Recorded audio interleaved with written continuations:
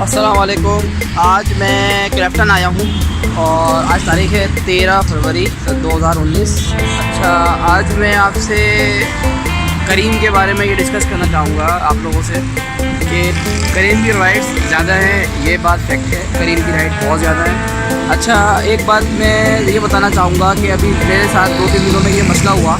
मैंने जो राइड्स की थी, कुछ बहुत बड़ी बड़ी राइड्स थी, वो अप्रॉक्सीमेटली के यूँ लगा रहे थे मलीर से और सदर तक, ठीक है। उसका जो फेयर बना था ना करीम की तरफ से, वो बहुत कम बना था, ठीक है। इतना कम बना था कि कस्टमर का भी मुँह खुला रह गया था कि इतना लंबा सफ़र किया मैंने और इतना कम फेयर बन सकता है। तो फिर मुझे तशवीश हुई कि यार मैं इतनी लंबी राइड्स कर रहा हूँ और मेरा कम फेयर कैसे बन सकता है।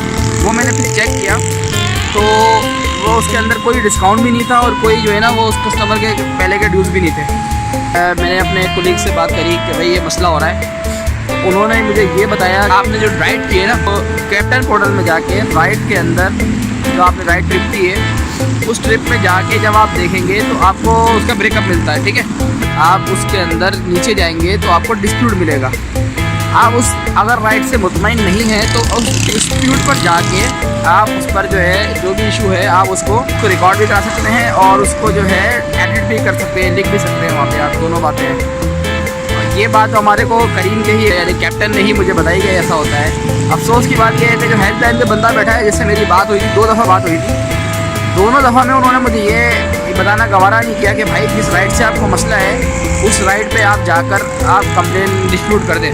तो सोचने वाली बात है, उन हेल्पलाइन पे बैठे हुए बंदों का मसला मतलब क्या ज़रूरत है उनकी, क्यों बैठाएगा उन लोगों को भाई आप लोगों को, जब उनको यही नहीं पता कि अगर एक बंदा परेशान हो रहा है, बड़ी राइड से कम फेयर बन रहा है, अगर वो नया मेरे जैसा नया बंदा हो और वो कंप्लेन कर दे तो उसके बाद कुछ भी नहीं है। दूसरी बात ये रिकॉर्ड करवानी, जो बड़ी राइड्स है ना, जैसे आप उसको आप मलीर में हैं, आपको सदर लेके जा रहा है कोई, आप उनको वेव करते हैं, ठीक है। वो कैसे करते हैं, आपके जो मोबाइल में स्मार्टफोन में एक एरोप्लेन का बना हुआ होता है निशान, कि जब आपके पास राइड आए आप उस एरोप्लेन के निशान को प्रेस करते हैं। राइड एक्सेप्ट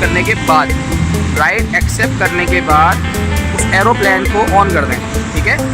आपका मोबाइल जो है वो एक तरह से सो जाएगा, सही है, जहाज़ में चला जाएगा। जहाज़ समझ गया ना, वो वाला जहाज़ नहीं, वो जो होते हैं बाहर रास्तों में बैठे होते, फीलिंग वही वाली होंगी इसकी मोबाइल की, लेकिन जहाज़ में चले जाएगा, ठीक है। अच्छा, अब वो जो जहाज़ वाला मसला है ना, उसका मसला ये होता है एयरप्लेन का कि ना आपका नेट चलेगा ना आपका कुछ और मामला होंगे, ठीक है ना, मोबाइल के साथ। जिस बंदे ने राइड सेलेक्ट की होगी वो बंदा आपको कॉल करेगा या आपसे कोई रब्ता करने की कोशिश करेगा, वो आपसे नहीं कर पाएगा।